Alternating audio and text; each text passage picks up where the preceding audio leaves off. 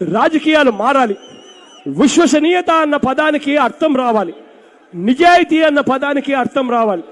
ఏదైనా రాజకీయ నాయకుడు ఫలాని చేస్తాను అని చెప్పి మైకు పుచ్చుకొని చెబితే ఆ రాజకీయ నాయకుడు ఆ ఫలానిది చేస్తాను అని చెప్పి ఎన్నికల ప్రణాళికలో పెడితే ఆ ఎన్నికల ప్రణాళికలో ఏదైతే పెడతాడో ఎన్నికలప్పుడు ఆ ఎన్నికల ప్రణాళిక చూపించి ప్రజల చేత ఓట్లు వేయించుకుంటాడో ఆ ఓట్లు వేయించుకున్న తర్వాత ఆ రాజకీయ నాయకుడు ఏదైతే చెబుతాడో అది చేయకపోతే తన పదవికి తాను రాజీనామా చేసి ఇంటికి వెళ్లిపోయే పరిస్థితి తీసుకొని రావాలి.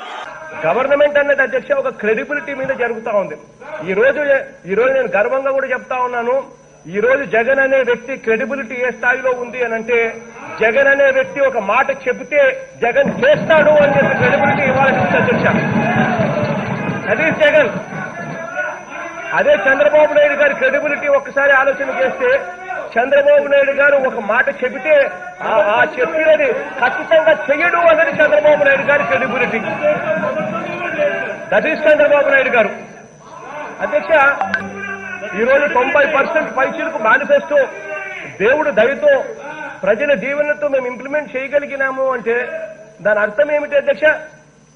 మాట చెప్తే మాట మీద కట్టుబడి ఉంటామనే ఒక నమ్మకం ప్రజల్లో కూడా ఇవ్వగలిగినాం అధ్యక్ష. డౌన్లోడ్ మోజ్.